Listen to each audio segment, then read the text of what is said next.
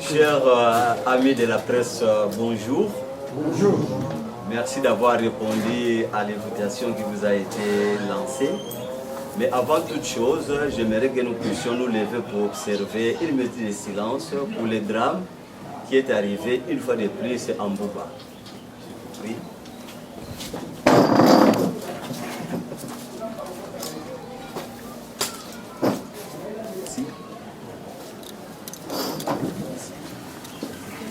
Beaucoup d'amis ont répondu, c'est Ngongo, Banzamungu ici. Je crois que d'autres sont aussi en route. Et comme vous l'avez vu au niveau de l'invitation, l'honorable José Mamboueni a convoqué cette conférence de presse intitulée La situation globale au Congo central. Donc on va parler de notre province. Et je ne vais pas monopoliser la parole. Je vais directement passer la parole à l'honorable José Mamboueni pour l'exposé du motif de cette conférence de presse. Après viendra la série, comme nous le savons, des questions et réponses. Donc, honorable José Mamboueni, nous vous accordons la parole. Comme vient de le dire le modérateur, il s'agit bien de la situation globale de la province. C'est pour me permettre peut-être d'être en symbiose avec vous, étant donné que dans 2 semaines, ça sera pour nous la rentrée parlementaire. Peut-être je n'aurais pas dû vous inviter, parce que la question qui devrait être considérée comme étant la thématique principale, vous la connaissez et vous connaissez également les réponses. Mais c'est en quelque sorte une façon pour nous d'harmoniser le vu pour que ceux-là qui vous suivent comprennent à peu près qu'est-ce qui se passe dans le Congo central. Et dans le Congo central, il ne se passe rien. Mais dans le Congo central, il se passe beaucoup de choses aussi. C'est pour cette raison que, avant que nous puissions échanger sur un certain nombre de sujets, un certain nombre de points, il serait quand même préférable que, étant donné que vous êtes de la presse, de recadrer un peu un certain nombre de faits, un certain nombre d'éléments, un certain nombre d'informations ou de désinformations que certains médias, si nous pouvons les appeler ainsi, certains médias populaires ont essayé de distiller. C'est pourquoi, avant même que nous commencions notre échange, il m'a paru important d'opérer un bref recadrage sur les affabulations diffusées sur les réseaux sociaux. Affabulations qui ont été produites par quelques individus et pour des raisons purement politiciennes. Nous savons très bien que le gouvernement en place vient de totaliser 100 jours. Et dans ces 100 jours, on a pu avoir une idée générale de ce que représente le gouvernement actuel. On a pu avoir une idée générale des relations qui existent ou bien qui existeraient entre le gouvernement provincial et l'Assemblée provinciale. Et parce que nous sommes très nombreux à suivre les réseaux sociaux et considérant que les réseaux sociaux sont un média très dangereux parce qu'ils peuvent véhiculer de bonnes informations tout comme de mauvaises informations. Et chaque fois que ces réseaux sociaux propagent quelque chose, c'est plus capté par la population. Et malheureusement, les médias classiques qui ont l'habitude de traiter l'information n'ont aucun pouvoir sur eux. C'est la raison pour laquelle moi, en tant qu'intellectuel et de surcroît député provincial, je pense qu'il est de mon devoir de pouvoir cadrer un peu les choses.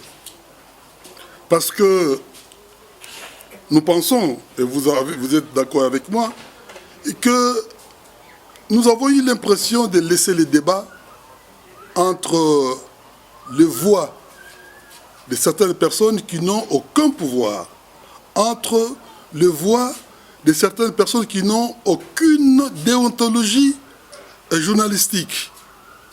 Et il faudrait qu'à ce moment-là, qu'il y ait quand même des gens courageux qui puissent dire « Attention, vous dérapez, attention, ce que vous faites est bon ou n'est pas bon ».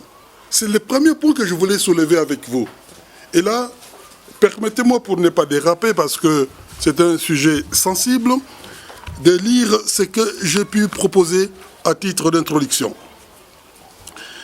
Mesdames, messieurs de la presse, les réseaux sociaux occupent une grande place dans nos vies.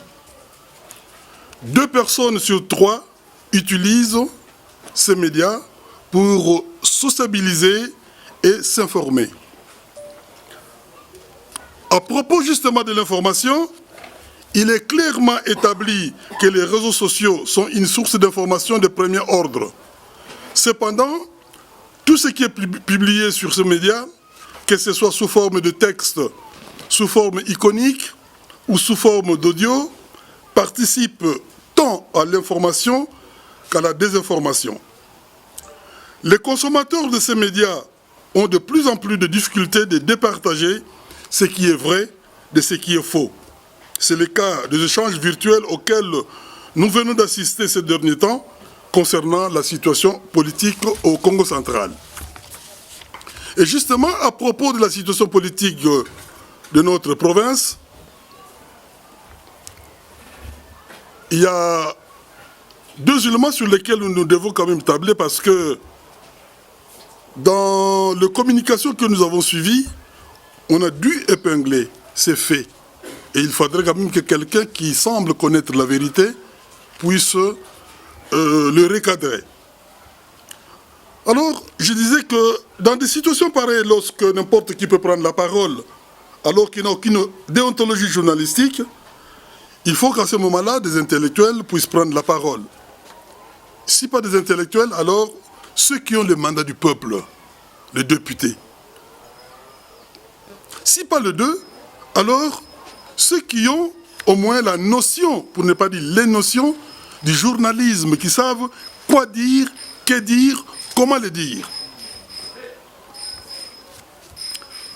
Lorsque nous avons suivi tous ces événements, j'ai pu constater que les médias sociaux de ces derniers temps ont évoqué honteusement quelques faits, parmi lesquels l'imminence d'une crise au niveau de l'exécutif provincial. Deuxièmement, l'imminence d'une motion contre le président de l'Assemblée provinciale du Congo central assortie des menaces contre le représentant du peuple. J'aurais pu aller un peu plus loin, mais je crois que ces 2 éléments sont éléments très importants. Et ce sont ces éléments-là qui, aujourd'hui, constituent l'actualité dans notre province. Alors, je voulais peut-être vous répondre en 3 questions. Au regard de tout ce qui a été dit, il y a 3 questions qu'on doit se poser, ou que vous devez vous poser, vous journalistes. Premièrement, allons-nous vers une nouvelle crise contre l'exécutif provincial? Allons-nous vers une nouvelle crise contre l'exécutif provincial? Mesdames et messieurs de la presse, comme vous le savez, notre province vient de sortir d'une longue crise politico-institutionnelle dont je viens d'ailleurs de faire le récit dans un ouvrage de 391 pages qui sera publié dans 3 semaines à Paris chez l'Harmattan.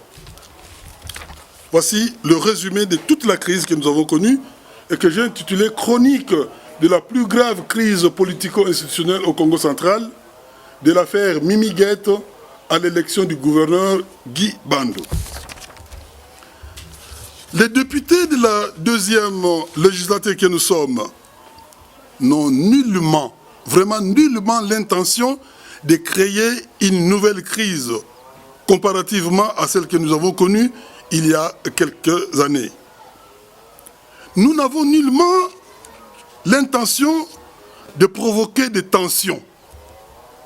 D'ailleurs, avec l'élection de Guy Bandou, les députés n'ont que 3 soucis majeurs. 3 soucis au regard de tout ce que nous avons vécu. Et parce que nous avons un nouveau gouverneur, en tout cas, les députés de l'Assemblée provinciale du Congo central ont ces 3 soucis. Le premier souci, c'est de voir la province prendre son envol de développement. Deuxième souci, voir l'exécutif provincial faire de son mieux pour relever les multiples défis auxquels notre province est confrontée. Défis qui nécessitent tant d'imagination, de volonté politique et de détermination, et surtout d'abnégation dans les chefs des acteurs politiques. Troisième souci, c'est voir les députés provinciaux, c'est-à-dire l'Assemblée provinciale, accomplir réellement leur mission.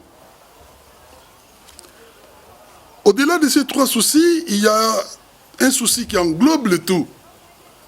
C'est celui qui consiste à voir l'organe délibérant et l'exécutif provincial travailler la main dans la main et surtout dans l'harmonie la plus totale, contrairement à ce que nous avons vécu il y a quelque temps.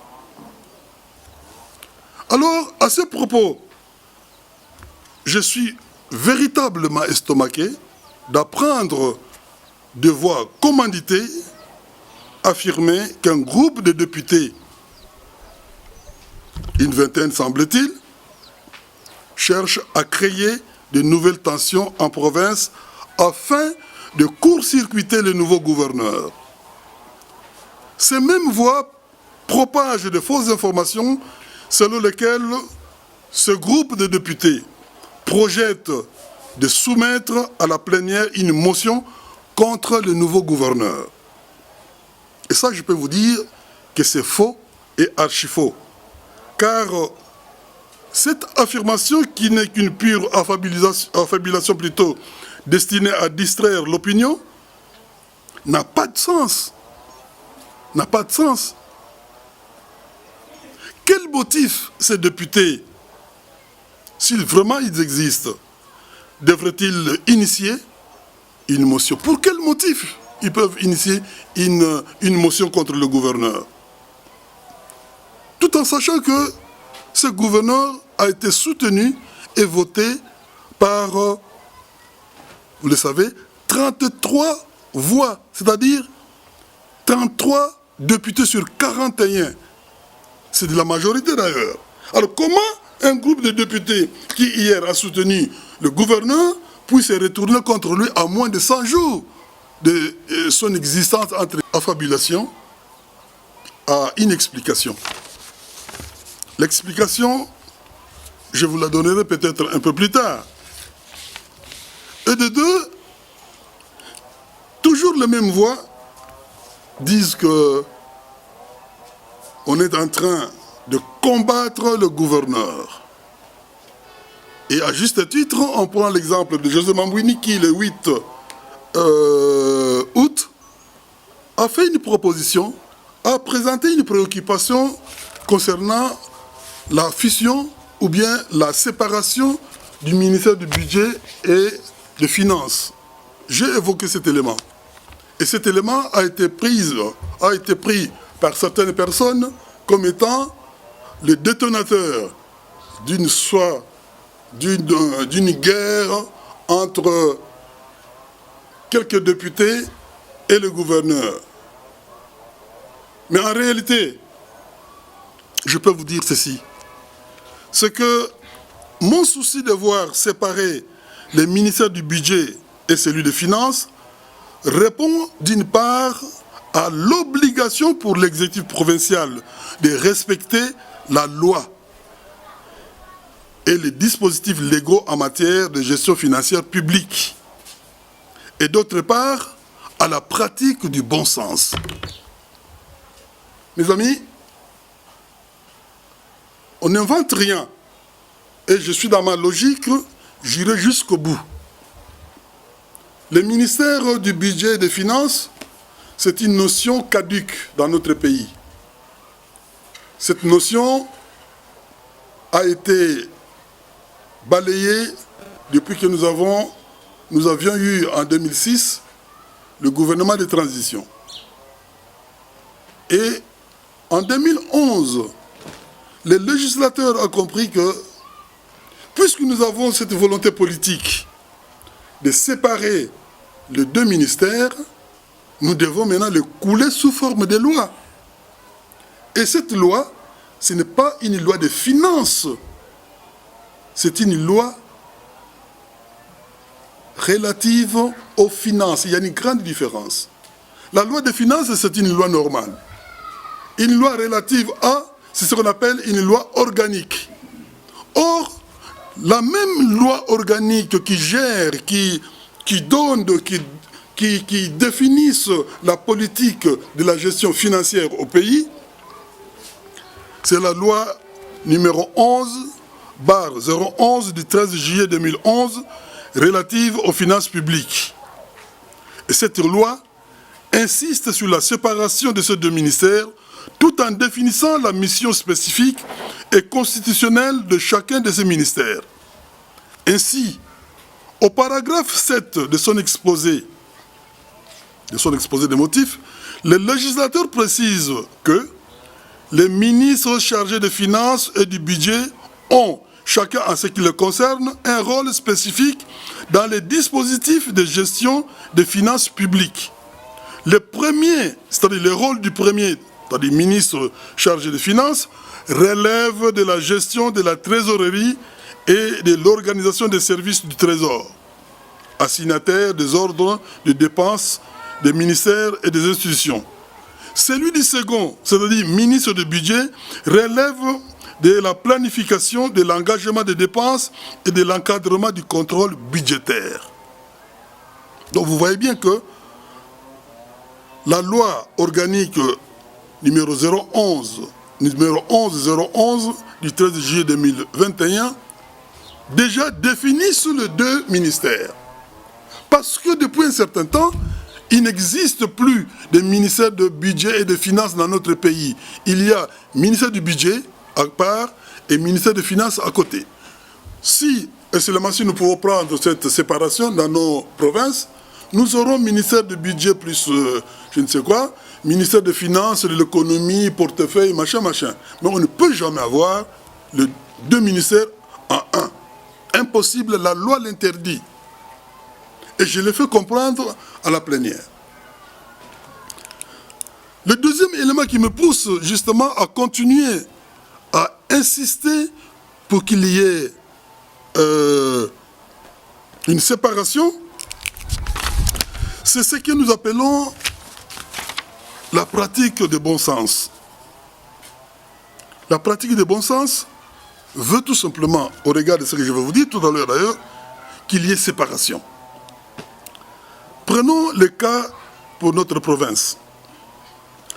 Dans notre province et partout d'ailleurs ailleurs, lorsqu'on veut faire la conciliation de comptes, parce que chaque mois ou chaque trimestre, il y a conciliation de comptes, de la trésorerie.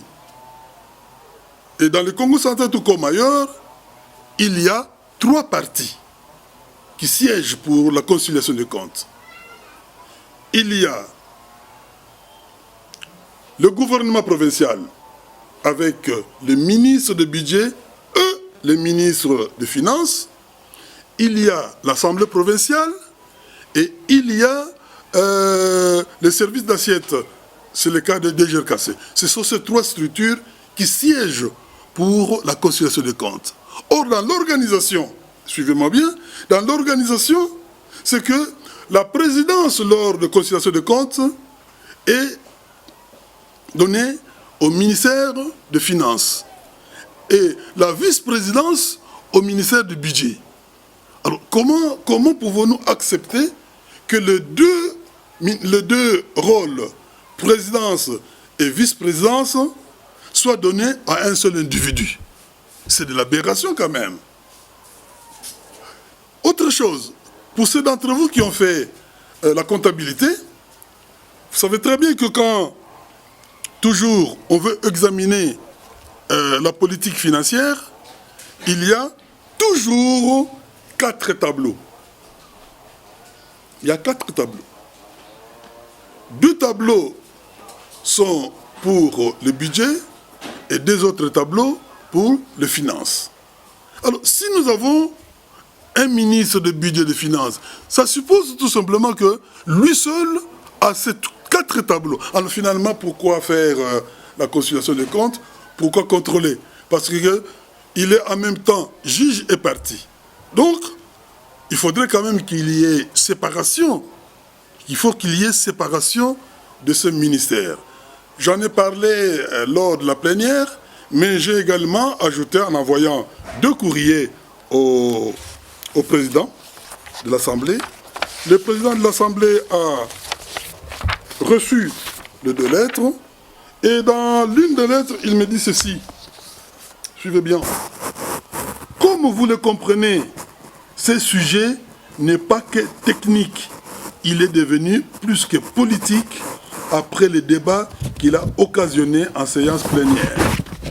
Et il ajoute, je vous assure d'y consacrer le temps nécessaire. En effet, je compte profiter de ma permanence pour construire le consensus indispensable à la décision à prendre à ce sujet. Je ne comprends rien. La loi, c'est la loi. La loi veut qu'il y ait séparation.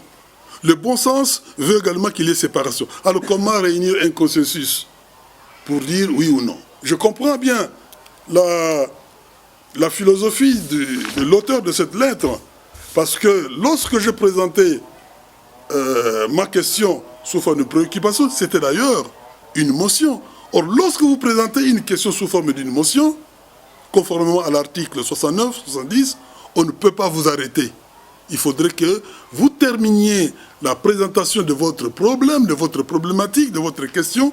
Ce n'est qu'après qu'on peut vous répondre. Mais quand je commençais, pas même 3 minutes, non, honorable José Mbouine, vous allez plus loin. Vous allez plus loin, on vous coupe la parole, on vous retire la parole. Mais après, j'ai quand même pu avoir cette parole-là. Donc voilà un des éléments sur lesquels les gens disent que je suis en train de mener un combat contre le gouverneur. Non, le gouverneur se trouve dans une situation telle qu'il doit respecter la loi et il doit se conformer au bon sens. Parce que sachez bien que toute crise dans nos provinces commence par les finances. Et je l'ai dit que si, et seulement si, il ne réaménage pas son gouvernement plutôt, tôt ou tard, cette erreur va le poursuivre. Parce que c'est l'argent de l'État. Le moment venu, même IGF, quand il vient, il vous dit, mais je veux voir clair. Et voir clair avec qui? Normalement, avec 2 parties. Budget, qu'est-ce que vous avez fait? Finance, qu'est-ce que vous avez? Alors vous allez vous retrouver en face d'une personne? Non. C'est une erreur. Moi, je pense que c'est une erreur qui doit être corrigée. J'en ai longuement discuté avec le gouverneur. J'en ai longuement discuté avec un certain nombre de députés qui sont d'accord avec moi. C'est pour dire que à la rentrée prochaine, nous allons voir ce que le président de l'Assemblée appelle un consensus. Deuxième question que je souhaiterais également poser pour répondre à la question. Vous avez beaucoup suivi le voice, comme on le dit maintenant, les audios.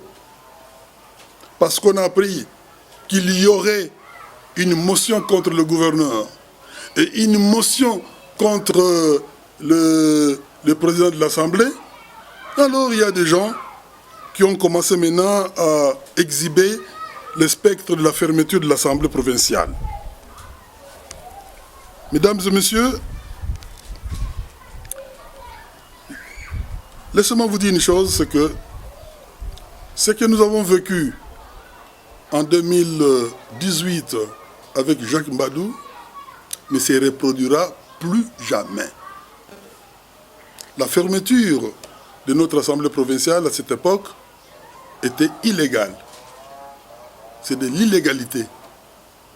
Et comme nous espérons maintenant que l'état des droits a pris son envol, je ne pense pas que le président de la République accepterait qu'un ministre soit-il vienne dire tout simplement parce que vous avez fait ceci, vous avez fait cela, nous fermons. Là, dans les détails, sachez très bien que lorsqu'on ferme une assemblée nationale ou provinciale, mais le député est toujours payé. Il reste chez lui à la maison, mais chaque fin du mois, il a ses émoluments. Donc ceux qui pensent que si on fermait l'Assemblée provinciale et que les députés vont en pâtir, mais non, au contraire, ils vont ouvrir une brèche pour que une sorte de déséquilibre règne dans la province. À ce moment-là, seul le gouverneur va régner, va gouverner, va présider les destinées de la province. Mais vous allez peut-être me poser la question. Mais qui peut dissoudre l'Assemblée et dans quelles circonstances? Je pense que ces gens-là qui exhibent maintenant le spectre de la fermeture ou de la dissolution de l'Assemblée ne savent pas qu'il y a des dispositifs légaux qui poussent X ou Y à la fermeture ou à la dissolution de l'Assemblée provinciale ou nationale. Il faudrait noter que la Constitution de la République démocratique du Congo est très claire sur cette question de dissoudre l'Assemblée nationale ou provinciale. L'article 197, alinéa 7 de cette loi fondamentale stipule que lorsqu'une crise politique grave et persistante menace d'interrompre le fonctionnement régulier des institutions provinciales, le président de la République peut, par une ordonnance délibérée en Conseil des ministres et après concertation avec le bureau de l'Assemblée nationale et du Sénat, dissoudre l'Assemblée provinciale. La dissolution de l'Assemblée provinciale est une prérogative constitutionnelle reconnue exclusivement au président de la République. C'est pourquoi je vous dis que ce qui s'est passé l'autre jour, c'était illégal. En effet, l'article 19 de la loi 08-012 du 31 juillet 2008 portant principes fondamentaux relatifs à la libre administration des provinces, tel que modifié et complété par la loi numéro 13/008 du 22 janvier 2013, précise ce qu'on entend par crise institutionnelle persistante. D'après cette loi, il y a crise institutionnelle persistante lorsque, premièrement, pendant 6 mois successifs, l'Assemblée provinciale n'arrive pas à dégager une majorité. Deuxièmement, elle ne peut se réunir pendant une session faute de quorum. Troisièmement, au cours de 2 sessions d'une même année, le gouvernement provincial est renversé à 2 reprises. Ces 3 conditions n'existent pas chez nous. Alors pourquoi vendre cette peur-là à la population, vous dire que si et seulement si vous touchez à X ou Y, nous allons fermer l'Assemblée provinciale. Mais nous sommes quand même dans un pays de droit. Et je pense que les erreurs d'hier ne seront plus réactivées, réactualisées en 2021, 2022, 2023. Et troisièmement, pour répondre à tout ce qui se passe sur les réseaux sociaux, parce que tout a été dit, il faudrait quand même se poser la question.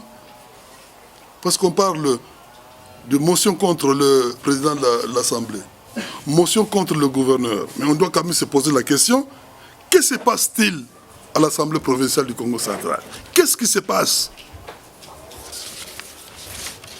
Mesdames de la presse et messieurs de la presse, vous deux réunis, je peux vous dire que l'Assemblée provinciale du Congo central a un problème très sérieux. Je préfère peut-être ne pas le lire, mais vous le dire. L'Assemblée provinciale du Congo central a un problème très sérieux.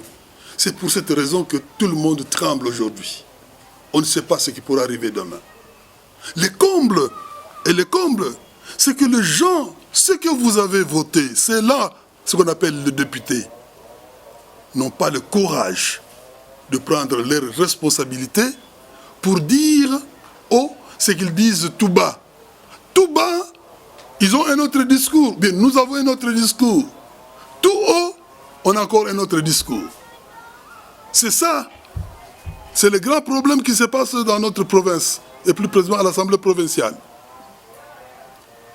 Pour être clair, après tout, moi je ne fais que vous rapporter ce qui est vrai, mais ce qu'on ne veut pas dire. Pour être clair, vous savez vous-même dans quelles conditions l'actuel président de l'Assemblée provinciale a été placé à cet endroit-là, ou bien à ce poste-là. Vous savez dans quelles conditions il est arrivé là. Et ceux-là même qui l'ont placé au perchoir, aujourd'hui, sont en train de le bouder. Le même qui ont voté pour lui sont en train de le bouder. Le même qui ont voté pour lui se disent que nous avons commis une erreur. Alors, si vous boudez, si vous vous rendez compte que vous avez commis une erreur, mais dites-le tout haut. Tout bas, il chuchote pour dire que non. Mais quand vous êtes à l'Assemblée, si quelqu'un veut soulever ce problème, tout le monde, silence.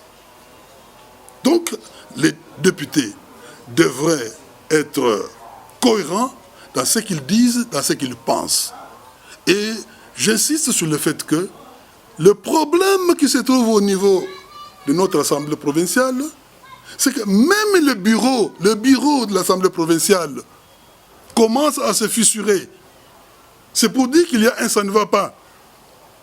Et parce qu'il y a un ça ne va pas, et que les gens ont appris qu'il y a des gens qui boudent, il y a des gens qui murmurent, pour détourner l'attention des uns et des autres, on exhibe ce spectre qu'il y aura motion contre le président de l'Assemblée provinciale.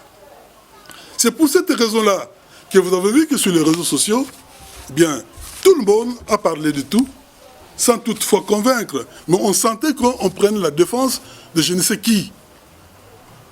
Et un autre élément, mes amis, c'est ce qui est très grave. Je ne condamne pas les députés, mais je leur demande d'avoir ce courage-là de jouer pleinement leur rôle.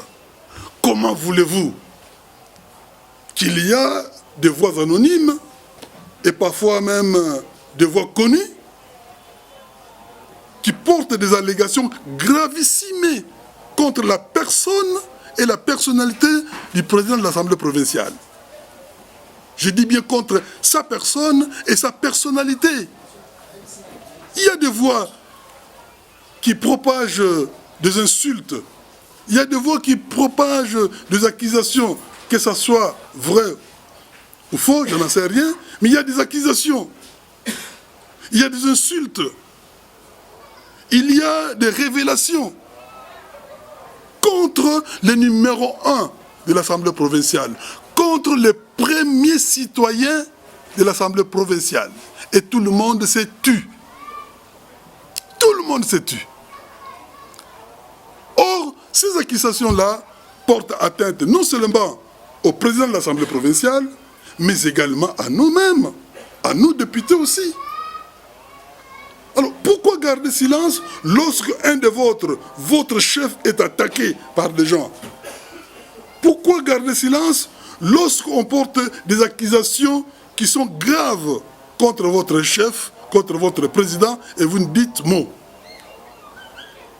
Alors, pour couper court, j'ai proposé, dans un audio, qu'il serait préférable que ces auteurs-là, parce qu'on les connaît, parce qu'ils ont pris l'engagement de répondre devant l'Assemblée, mais qu'on arrive à les inviter pour qu'ils puissent venir nous dire exactement ce qu'ils savent, pour qu'on puisse vérifier si ces allégations sont vraies ou fausses. C'est de la bonne logique quand même. On apporte des accusations contre la plus haute personnalité de la province. Et vous, les députés, vous ne dites rien. Je comprendrais le silence du président de l'Assemblée provinciale. Son statut ne lui permet pas de répondre tic au tac, ça se comprend. Mais les députés peuvent bien prendre cette initiative de l'inviter. Mais lorsque je dis qu'il faudrait inviter ces gens-là pour venir s'expliquer, eh bien, il faudrait suivre, il faut voir comment le Côte, comment les hiboux, comment, je ne sais pas quel est le terme que je peux utiliser, se sont mis à dire, peut-être ce qu'il ne fallait pas dire, mais à dire le contraire de ce qu'ils devraient dire. Donc voilà pourquoi, à un moment donné, je me suis dit, face à toutes ces aberrations, les journalistes que vous êtes se trouveraient dans une situation telle que vous ne saurez plus quelle est la vérité et quelle est la fausseté, quelle est la vraie information, quelle est la mauvaise information, quelle est la part de chacun, ou encore répondre, mais face à ces éléments, tous ces éléments-là, qu'est-ce qui se passe réellement? Voilà, en gros, chers messieurs et dames de la presse, ce que j'aurais bien voulu vous dire, il y en a tellement beaucoup, mais je préfère me cantonner là-dessus. Je voudrais quand même me résumer. À 2 semaines de la rentrée parlementaire, l'actualité s'est focalisée sur ce qui a été dit sur les réseaux sociaux. Premièrement, on a évoqué la prochaine, ou bien, oui, on a évoqué la motion contre le gouverneur, je ne sais pas de quel type de motion, censure ou déchéance, je ne sais pas. Une motion contre le gouverneur, une motion contre le président de l'Assemblée provinciale et en même temps, le gouverneur. Et je vous ai répondu en disant que, à ma connaissance, il n'y a jamais eu de réunion pour que des gens puissent réfléchir sur une éventuelle motion contre le gouverneur. De 2, il n'y a jamais eu de réunion pour dire que ce gouvernement doit être combattu. Et la personne qui prend la tête de cette armée, c'est José Mambouini. Non. José Mambouini insiste sur le respect de la loi et sur le bon sens. La séparation de ces 2 ministères doit être un fait. Sinon, nous serons dans l'obligation de demander à ceux qui savent bien lire, interpréter les lois, de nous départager. Troisièmement, pour l'Assemblée provinciale, est-ce qu'il y a une motion? Parce qu'on nous dit d'ailleurs il y a 23 signatures. Je ne sais pas. Mais il y a un problème au niveau de l'Assemblée provinciale. Ceux qui ont placé le président de l'Assemblée provinciale au perchoir, ce sont les mêmes qui aujourd'hui cherchent à l'évincer. C'est ça la vérité. Mais ils ne veulent pas le dire. Ils ne le diront jamais. Pourquoi? Je ne sais pas. Et de 2, beaucoup de députés en coulisses, tout le monde le dit. Ah mais non, nous devons changer l'exécutif, c'est-à-dire nous devons changer le bureau plutôt. Le bureau doit changer. Le bureau doit changer. Mais quand vous vous retrouvez en face de certains responsables, vous ne dites absolument rien. Cet élément-là doit être combattu. Il faudrait que les gens sachent exactement ce qui se passe. Voilà, chers amis, ce que j'avais l'intention de vous dire.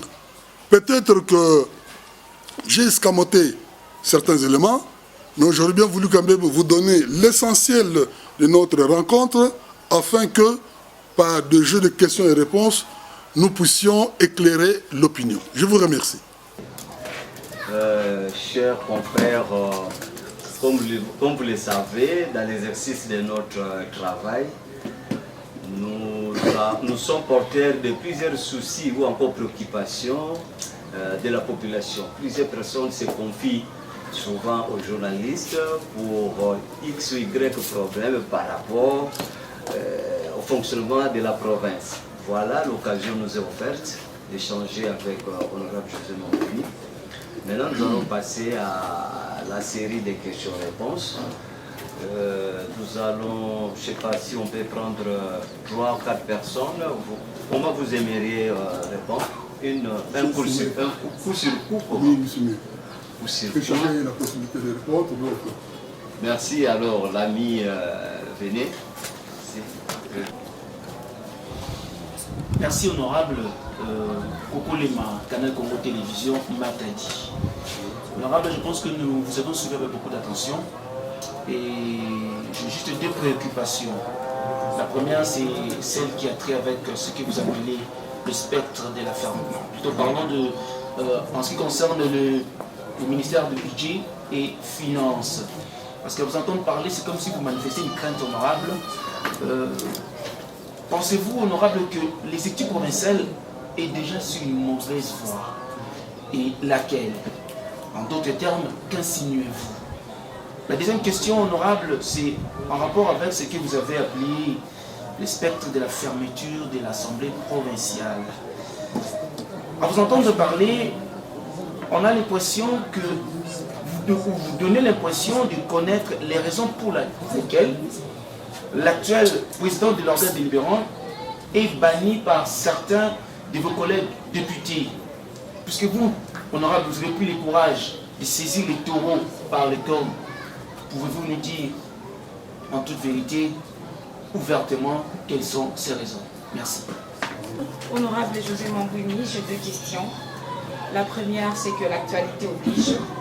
Octobre 2019 de septembre 2022, 4 ans seulement depuis l'incendie de Mbouba dans le territoire de Madimba. Pas plus longtemps qu'avant-hier, s'est produit encore un autre incendie.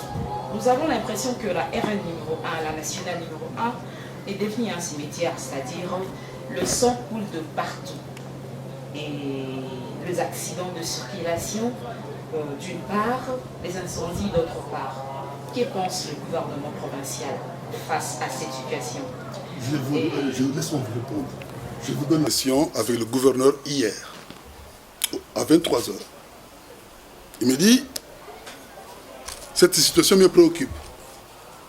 Il faudrait que la situation de Mbouba nous amène à réfléchir sur la politique de transport en RDC en général et au Congo central en particulier. Et je pense, ce n'est pas moi le jeu, c'est lui, et je pense qu'il faudrait peut-être privilégier la voie ferroviaire. Déjà, c'est une préoccupation pour le gouvernement provincial, dans lequel je ne suis pas, mais c'est une grande préoccupation. Mais le malheur pour le gouverneur, même si il a cette vision-là, la voie principale, la nationale numéro 1, vous avez dit, nationale numéro 1, est de la compétence nationale. Elle n'est pas de la compétence provinciale. Néanmoins, on peut prendre, la province peut prendre quelques précautions, lesquelles, lorsque j'ai entendu le gouverneur dire réfléchir sur le transport, mais on peut facilement dire que, premièrement, les véhicules transportant du carburant ne peuvent circuler que la nuit. De 2, on peut également dire que après autant de kilomètres, il doit y avoir un repos obligatoire qui peut être contrôlé par l'État. Et 3e élément, rien que pour cette affaire de transport, on peut peut-être carrément interdire le transport du carburant, je dis carrément interdire, et demander à l'État congolais de trouver notre moyen. De trouver notre moyen. Lesquels, eh bien écoute, hier on n'avait pas ce type de transport, il y avait le chemin de fer, on peut trouver notre moyen. Soit multiplier les pipelines, soit eh bien, revenir à l'ancien système, c'est-à-dire qu'il y ait des convois ferroviaires, de l'ONATRAB et des convois ferroviaires exceptionnels. Donc cette question, madame, se trouve au cœur, et je suis le tout premier à vous le dire, parce qu'à 23 h jusqu'à aujourd'hui, je crois qu'il ne peut partager cette information qu'avec ses ministres.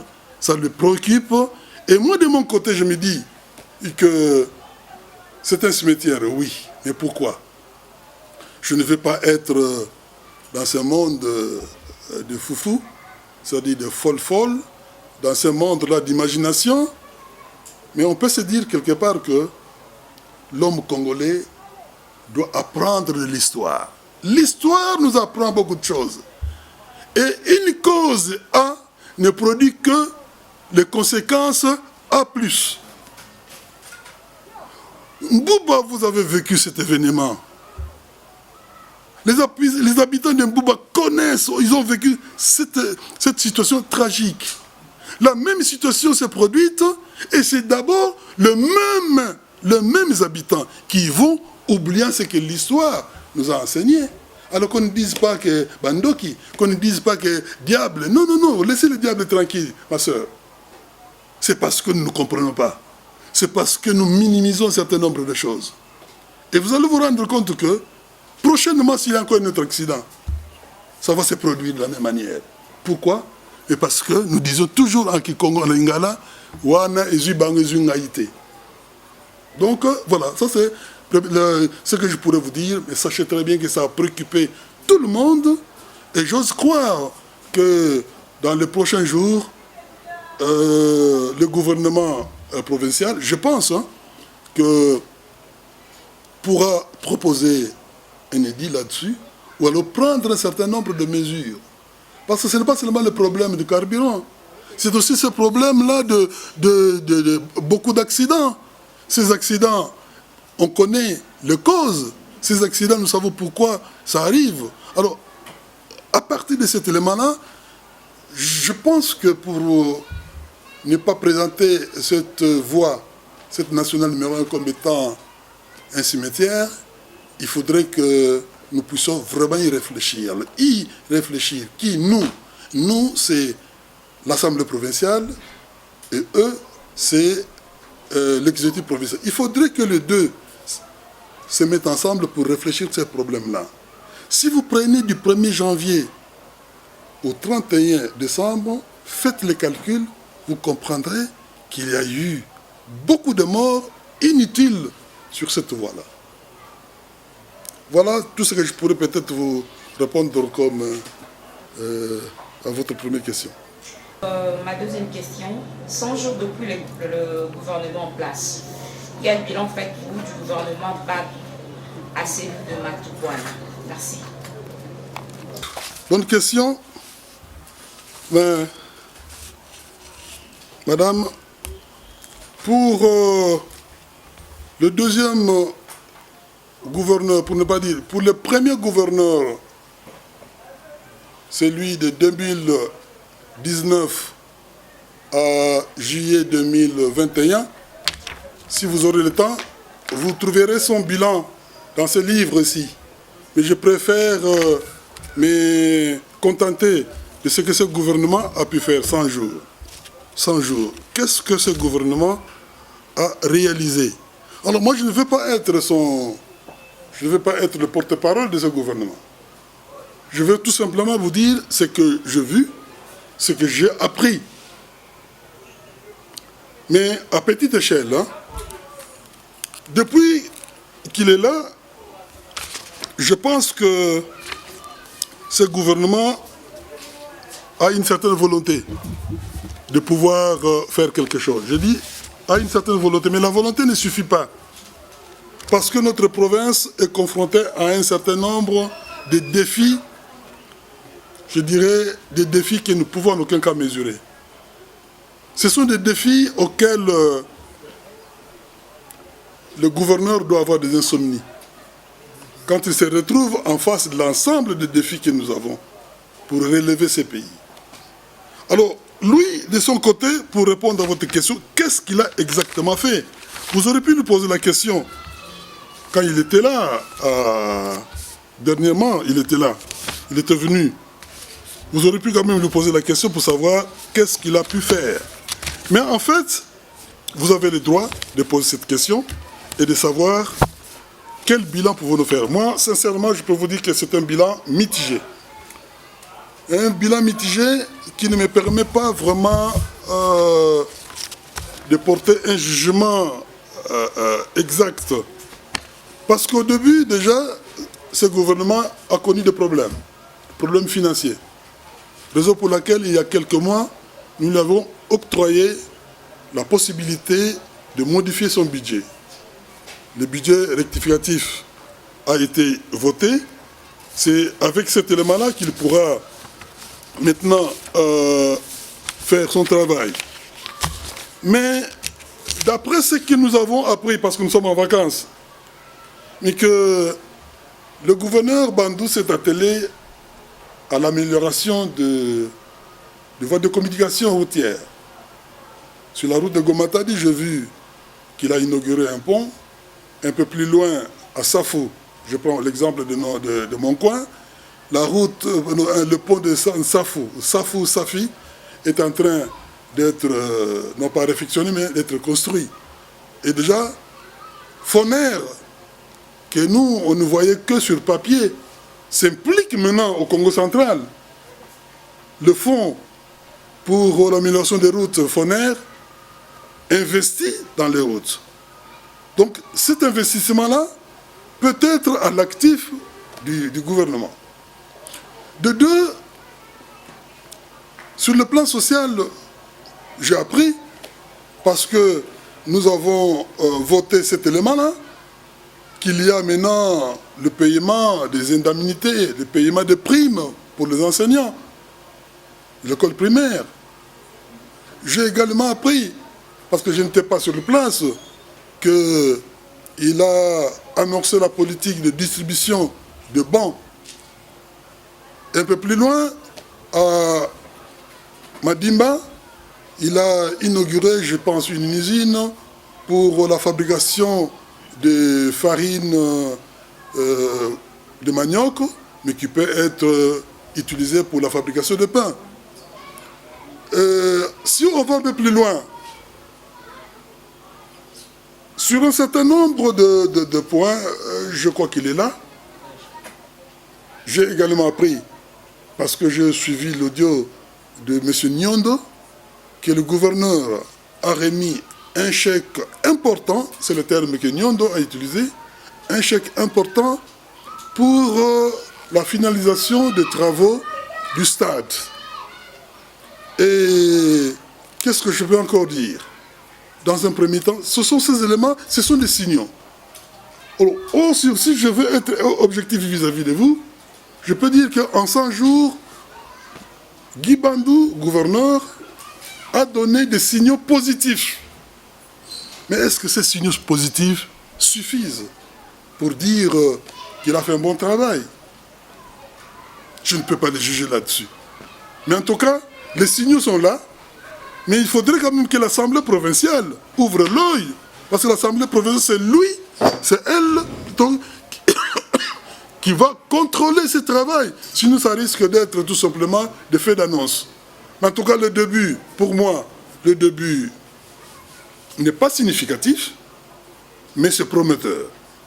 Alors, il lui appartient de faire des efforts. Parce que ce qu'il a fait par rapport aux enjeux de la province, par rapport aux défis de la province, c'est peu. Il n'a que quelques mois. Et dans ces quelques mois, il est obligé de faire des réalisations importantes, des réalisations à impact visible. Donc, l'homme de la rue, tout comme le citoyen congolais, le citoyen du Congo central, pourra dire effectivement que je ne vois rien. Parce qu'il n'y a pas de projet réalisé à impact visible. Mais déjà, le début, s'il continue, s'il persiste sur cette voie, je pense qu'il pourra faire quelque temps. Et je pense que c'est sur cette voie qu'il est, prendre de mini-projets, les réaliser rapidement, et à la fin, il peut faire la sommation pour dire, voilà ce que je fais. Mais pour son bilan, ce que je vous dis, c'est tout à fait officieux. Mais nous attendons son bilan officiel. Peut-être il aura l'occasion de venir présenter son bilan de 100 jours à l'Assemblée. Peut-être ça sera sous forme d'un communiqué ou d'un rapport, je ne sais pas. Mais en tout cas,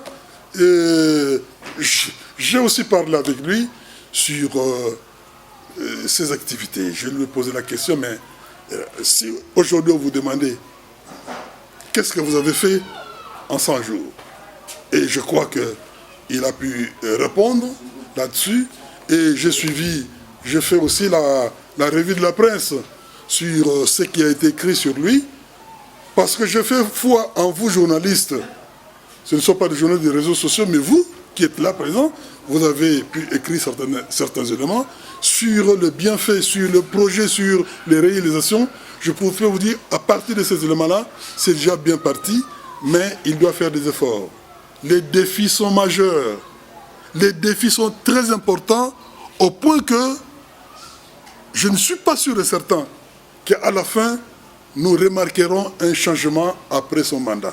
Cet élément colossal comme gouffre dans lequel notre province est plongée. Nous devons être clairs et véridiques. Vous êtes les rares députés qui fait des descentes pour éclairer l'opinion sur la situation de la province. Ça, ce n'est pas la première fois. Et nous savons que vous respectez la loi. Ma préoccupation concerne toujours ce gouvernement provincial. Que dit la loi à propos de la composition du gouvernement provincial? Est-ce que le nombre que nous avons aujourd'hui, 10 ministres, plus 10 secrétaires commissaires généraux, plus 2 secrétaires généraux, est-ce que la loi permet cela? Et si la loi ne le permet pas, comment vous, députés provinciaux, vous autorisez cela? Et toujours dans cette veine-là, j'aimerais savoir, le gouvernement provincial accorde quoi en termes de pourcentage au gouvernement provincial. Donc l'Assemblée provinciale accorde quel budget à ce gouvernement provincial que beaucoup jugent néfastesque? J'ai 3 préoccupations majeures. La première est liée à la communication. Je m'en vais vite faire allusion à l'article 24 de la Constitution du 18 février 2006 qui, celui-ci stipule que tout Congolais a droit à l'information. En fait, je me suis posé une question de savoir, vous êtes presque à 14 jours de la rentrée parlementaire.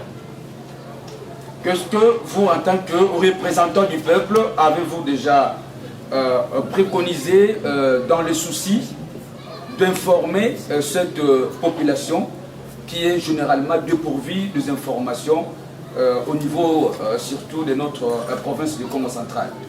Et c'est par là que j'aimerais aussi ajouter cette astuce très importante. Vous êtes au niveau de l'Assemblée provinciale.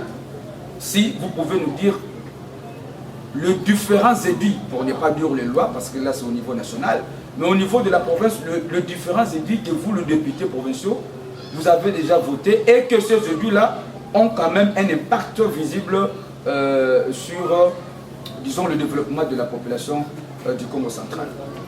Ça, c'est ma première. Honorable José Mambouini qui relève ces faits que nous croyons vrais.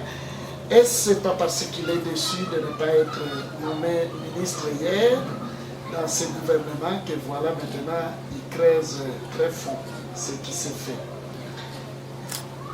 La préoccupation, j'allais dire la troisième si on est passé le temps, c'est par rapport à les guerres, je me sens pluriel, que l'Assemblée provinciale provoque, guerre contre le gouverneur, guerre contre son bureau. Et si nous suivons la logique de la Constitution, c'est qu'en 2023, en réalité, tout s'arrête. Les gens se disent, je ne vais pas s'arrêter. En 2023, ce sont d'autres élections. Mais nos députés ne trouvent pas qu'ils resteront dans des guerres sur guerre, à la place maintenant de se focaliser au développement de la province, comme d'avance vous venez de le dire tout à l'heure, honorable. Le gouvernement. Mais il y a un sage romain, latin, qui a dit que errare humanum est, l'erreur est humaine.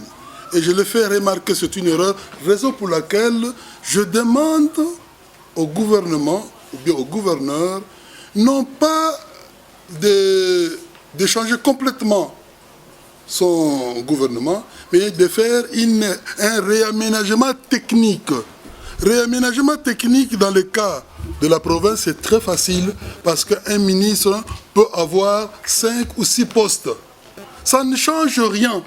Si aujourd'hui il se décide de dire que le ministre du budget reste ministre du budget et je lui enlève la partie finance, ça ne change en rien. Mais je suis en train de vous dire, monsieur Néron, oui, nous avons investi, c'est peut-être dans l'euphorie, nous avons investi parce que nous avons vu.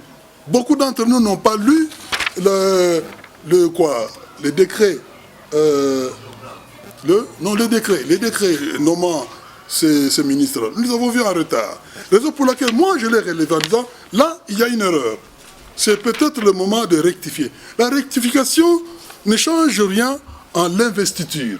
Et d'ailleurs, on n'investit pas le gouvernement, l'investissement du gouvernement vient, c'est la conséquence de l'acceptation du programme. Quand on accepte le programme, ipso facto, nous avons investi le gouvernement. Mais sur ce point-là, je regrette pour vous dire que même si nous avons investi, sachant bien entendu qu'il y a une erreur, et cette erreur a été soulevée implicitement par les législateurs qui veut qu'en République démocratique du Congo, les finances soient gérées par 2 institutions, pour ne pas dire 2 personnalités ou 2 ministères, mais on est obligé de les suivre. C'est pas moi, c'est écrit noir sur blanc. Et de 2, je vous ai dit, je vous ai présenté le bon sens, quand même. José Mambouini, maintenant c'est toi qui dirige KSIAGKV. Donc, le Veni Mbongon Kotese, pour le sortir, mais je peux falsifier. Parce que c'est moi-même qui fais sortir l'argent et c'est moi-même qui contrôle. Et c'est ce danger-là que le législateur ne veut pas que ça se produise. Donc je crois que vraiment il est dans l'obligation de le faire, même si nous avons investi son gouvernement. Et de 2, vous parlez d'une déception. Déception parce que je n'ai pas été nommé au gouvernement. Laisse-moi être clair avec vous. Parce que plusieurs personnes pensent que on peut servir la province en étant dans un ministère. Non. Même dans des pays les plus développés. Ceux qui gèrent la Res Publica, ce n'est pas ceux que vous voyez se trimballer avec des gyrophares. Ceux qui gèrent la Res Publica, ce sont parfois des petits peuples qui n'ont pas de. Parce que vous pouvez prendre toutes les décisions, mais lorsque ce monsieur arrive dire, ça, en tout cas, Nabouzo Banangaï, c'est pas ça, et c'est ça qu'il va suivre. Donc, croyez-moi, moi je suis bien à l'aise là où je suis, avec ce que je fais comme première profession, l'enseignement. Si j'étais ministre, t'inquiète. Vous savez le problème? Je ne peux même pas dépasser Kenge. Avant de dépasser Kenge, il faudrait une autorisation. Et mes enseignements à ce moment-là. Non, je ne suis pas ce monsieur-là qui regrette de ne pas être nommé. Mais le seul regret que j'ai, et j'en ai parlé au gouverneur, c'est le fait que la BACO ne soit pas représentée dans ce gouvernement-là. C'est la BACO qui a eu l'indépendance de ce pays. Vous le savez très bien. Je ne me glorifie pas, mais c'est la BACO qui était à la tête de ce combat contre l'immoralité. C'est la BACO qui était à l'avant-plan contre ce combat-là de la mégestion financière du mandat passé, s'il faut le dire. Et aujourd'hui, la BACO qui était là, qui a montré que, comme Kassavubu, que autant être prompte, autant être probe, probus la probité, autant être rectus, recte, droit, jusqu'au bout, c'est la seule façon qu'on pourra dessiner le portrait de quelqu'un. Quand il y a eu cette crise-là, j'ai des collègues, j'ai ma secrétaire, nous avons été approchés. Je crois que vous ne comprenez pas, de grandes personnes qui sont venues avec des poches pleines. Mais nous n'avons pas cédé. Et de deux, le fait que le gouverneur sait ce que nous avons mené comme combat, le gouverneur sait la place qu'occupe la BACO au Congo central, ne pas être représenté dans un gouvernement provincial, je ne sais pas s'il faut parler de la cohésion. De temps en temps, moi j'en discute avec celui que vous croyez être mon adversaire que je combats. Non. Je discute avec lui sur ce point-là. Et il a avancé ses raisons, etc., etc. Mais ce n'est pas ça qui nous frustre aujourd'hui. Nous en sommes d'ailleurs fiers. Parce que le jour où il va donner, il va présenter son bilan de 100 jours, ne sachant pas que nous ne sommes pas dans son gouvernement, nous serons libres d'exprimer nos vues. Nous serons libres de présenter nos rapports, nos remarques. Non, croyez-moi, ce n'est pas vraiment le fait que je ne sois pas là que je puisse mener un combat, comme vous le dites, contre le gouverneur. Non, je ne mène aucun combat contre lui. Au contraire, il ne faudrait peut-être pas s'exposer. Guy Bandou, c'est un ami. Guy Bandou, quand je discute avec lui, je le vois comme un ami en tant que M. Guy. Je le vois gouverneur en tant qu'institution. Mais on discute de tout et de rien. Et je suis un de rares à lui dire certaines choses qui peuvent peut-être les blesser, mais à la fin, il comprendra que Tatan Long, il m'appelle toujours Tatan Long sur ce point-là, je ne suis pas d'accord avec vous. Sur ce point-là, je suis d'accord avec vous. Donc, croyez-moi, ce que vous croyez être le spectre de la guerre entre lui et moi, c'est faux. Je peux vous donner mon téléphone, vous verrez bien que c'est à tout moment, je discute avec lui. Et quand ça va, je lui dis que ça va. Et quand ça ne va pas, je lui fais des remarques que nous pouvons considérer comme étant des critiques constructives. Le troisième point, c'était... Oui, ça va peut-être déplaire à certaines personnes. Les députés qui connaissent la difficulté ou les difficultés des campagnes électorales sont correctes. Ils ne sont pas versatiles. Ce que vous considérez comme étant des guéguerres au niveau de l'Assemblée provinciale, c'est cette maladie qu'ont les députés provinciaux du Congo central, cette maladie qui s'appelle la versatilité. C'est la versatilité qui fait qu'aujourd'hui, qu'il y ait des nungu-nungu par-ci, des nungu-nungu par-là. Mais vous serez étonné, M. Néron, quand vous allez lire cet ouvrage, vous allez vous rendre compte que pendant qu'il y avait cette crise-là, que M. Y est avec nous la journée, il signe un document.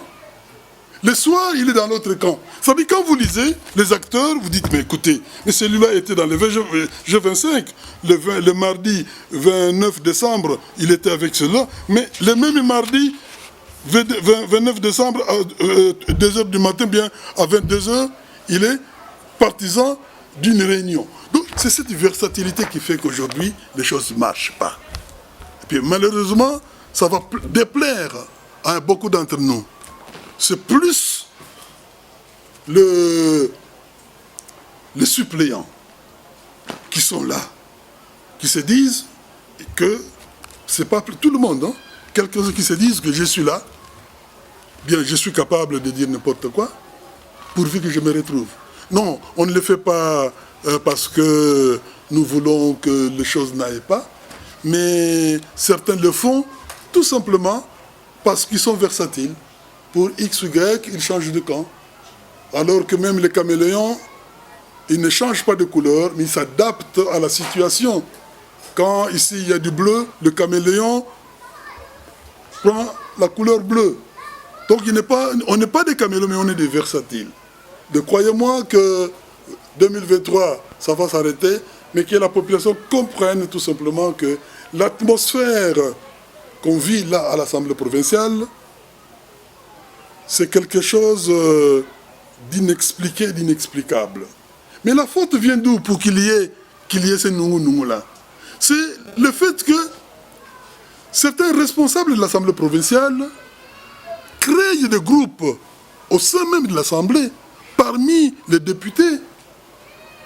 Et ça ne plaît pas à tout le monde. Et si dans ce groupe-là, il y a 2 ou 3 personnes qui se disent « Oh, mais moi, par rapport à celui-là, je vois que il y a un ça ne va pas, je préfère quitter. » Et quand on lui pose la question « Pourquoi vous quittez ?», il va vous donner un certain nombre d'éléments. Donc, autrement dit, cette situation que nous vivons à l'Assemblée provinciale est parfois due à une certaine politique mise en place par ceux-là qui nous gèrent à l'Assemblée provinciale. Et ça, ce n'est pas quelque chose de neuf, tout le monde le sait. Et je répète, ceux qui ont mis le président de l'Assemblée provinciale à ce poste-là, ce sont les mêmes qui, le soir, se retrouvent pour dire « Ah, Tobayeye, non, Asalakibo. » D'ailleurs, quand on a appris, je vous ai parlé des allégations, quand on a appris qu'il s'est passé un certain nombre de choses qui ne sont pas vérifiables d'ailleurs, mais tout le monde s'est énervé. « Ah non, c'est-à-dire, et moi je prends le courage de le dire. C'est peut-être pour dire, Tata Keba, voilà ce qui se passe. Mais si tu ne comprends pas ma rhétorique, la loi sur la libre administration de province dit clairement que le gouvernement provincial est composé de 10 ministres, 10. Ça, c'est la loi. La loi, dans cette loi de libre administration de province, il n'existe pas de mots commissaires généraux ou commissaires spéciaux. Ces termes n'existent pas. Cependant, depuis un certain temps, pour résoudre beaucoup de problèmes qui font que un ministre a parfois 4 ou 5 ministères, pour les décharger, on préfère avoir entre guillemets, un vice. C'est lui que nous pouvons appeler aujourd'hui un commissaire. La seule province qui a pu avoir 10 commissaires, c'était le Haut-Katanga, jusqu'en 2021. Parce que le Haut-Katanga est riche. Le Haut-Katanga est financièrement nanti. Pour notre cas, et je ne veux pas être l'avocat de Guy Bandou, j'ai d'ailleurs parlé d'un gouvernement éléphantesque. Oui, c'est éléphantesque. En d'autres termes, nous avons une vingtaine de ministères, que vous le vouliez ou pas. Une vingtaine. C'est beaucoup. Mais il nous a donné une explication. Cette explication, c'est quoi? C'est pour répondre à certaines exigences de la cohésion provinciale. Est-ce qu'il a raison? Est-ce qu'il a tort? Je n'en sais rien. Mais le problème qui se pose, qui va se poser demain, combien sortira de la caisse de la province pour payer tous ces ministres et commissaires généraux? Combien? C'est ça la grande question. On peut en avoir autant, mais il faudrait peut-être réfléchir sur les conséquences financières. Mais si lui pense que avoir 10 ministres et 10 commissaires généraux, que c'est une bonne chose pour faire face aux défis que présente notre province, eh bien, tant mieux. Mais j'ose croire que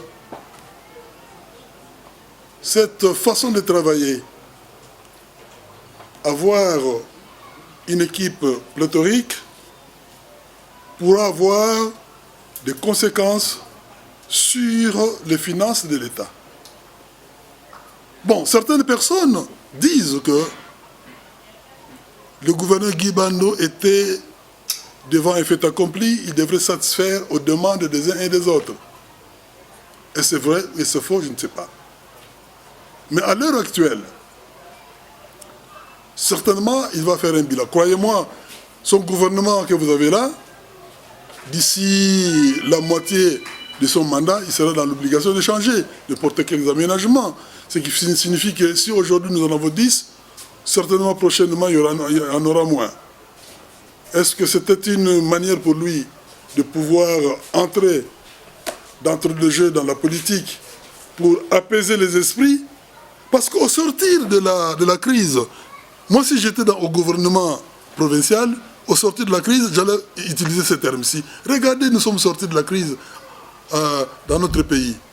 Mais nous avons inventé une formule, 1 plus 4. Ça marchait un certain temps, à un moment donné, ça ne marchait plus. Donc, il se pourrait que, avec ce qu'il a fait comme voyage lors de son investiture, il a accumulé un certain nombre d'informations pour apaiser les esprits. Il a trouvé utile qu'on puisse avoir un gouvernement pléthorique. Bon, du point de vue de la légalité, 10 ministres, c'est amplement suffisant. On peut, même si ça va marquer, on peut à la limite aller jusqu'à 4. Mais peut-être parce qu'il est en face d'un certain nombre de défis et il a besoin de mains, il a besoin de cerveau, il a besoin d'un groupe de gens pour travailler. Et si c'est seulement ça qui l'a poussé à avoir un gouvernement pléthorique, tant mieux. Mais il est quelqu'un qui observe. Je crois que tout ce qu'il accumule comme erreur, il va les corriger. Il va les corriger. Rester avec un gouvernement de 20 personnes, financièrement, ça pèse, c'est pesant. C'est pesant, par exemple, même pour les infrastructures immobilières, le bureau. On n'était pas habitué à avoir, on était habitué peut-être à avoir 14 ou 15 cabinets. Mais aujourd'hui, en avoir 20, c'est pesant dans le budget de l'État. Bref, mettons cet aspect de 10 ministres, 10 commissaires généraux, mettons-le au compte d'une certaine expérimentation à la sortie de la crise. Parce que 2023, certainement, avant 2023, il sera dans l'obligation de porter quelques aménagements. Mais le plus important pour nous, c'est quoi? Qu'il ait 10 ministres, 10 commissaires généraux, 10 ministres, 20 commissaires généraux, c'est la fin qui justifie le moyen. Oui, merci pour la question, mais je peux vous dire qu'il n'y a pas de crise là-bas. Je vous ai donné la définition d'une crise du point de vue institutionnel et il n'y a pas de crise. S'il y en avait, je crois que cet article-là pourrait ou devrait être appliqué. Mais au sein même de l'Assemblée provinciale, il n'y a pas de crise. Il y a ce que je pourrais peut-être appeler des humeurs. Dans la société humaine, il y a toujours des humeurs. Quand ça va, je suis content. Quand ça ne va pas, eh bien, je désapprouve. En fait, c'est quoi au juste? Vous devez savoir où amène l'illégalité. L'illégalité amène toujours à l'illégalité. L'illégitimité amène toujours à l'illégitimité. Il y a eu un putsch. Là, c'était la clameur publique qui disait qu'il faudrait que Matoussi la parte. Il est parti et il est revenu, rentré comme étant un citoyen libre, un député de classe, parce que son retour a été tout un enseignement pour nous. La clameur terminée, ceux qui ont placé le président de l'Assemblée à cet endroit-là, pour des raisons X ou Y, commencent maintenant à réfléchir autrement, en disant, mais c'est quoi ça? Qu'est-ce que nous avons fait? C'est ce qu'on appelle la prise de conscience. Lorsqu'une communauté, lorsqu'une structure commence à prendre conscience, c'est qu'elle est prête à réparer. Et les députés là, qui ont cherché à réduire Matussila à un nihil, comme disent les latins, se rendent aujourd'hui compte que, avec lui, les choses marchent. Je disais tout simplement que 10 heures, tout le monde est là, on commence. Aujourd'hui, 10 heures, c'est 13 heures. 10 heures aujourd'hui, c'est 12h30. C'est pour dire qu'il y a un malaise. Et ce malaise est né des passions humaines. Les passions, lorsque vous n'arrivez plus à les maîtriser, conduisent à ce genre de situation. Mais il n'y a pas de crise. La crise n'y est pas. C'est l'être humain, c'est l'être ontologique même qui s'exprime. Que je ne suis pas content de ce que je fais, ou aujourd'hui je ne suis pas content de vous parce que j'ai appris que vous avez fait ceci, vous avez fait cela. Mais suivez quelles sont les allégations qu'on porte contre le président de l'Assemblée. Et ça énerve les uns, mais ça enrichit ou ça fait rire les autres. Donc là, sur ce point-là, il y a maintenant un clivage qui se crée. Et puisque ce clivage se crée, oui, je vous dis en toute sincérité que le bureau de l'Assemblée provinciale commence à se fissurer sous cette forme-ci. Il ne reste que cette partie-là.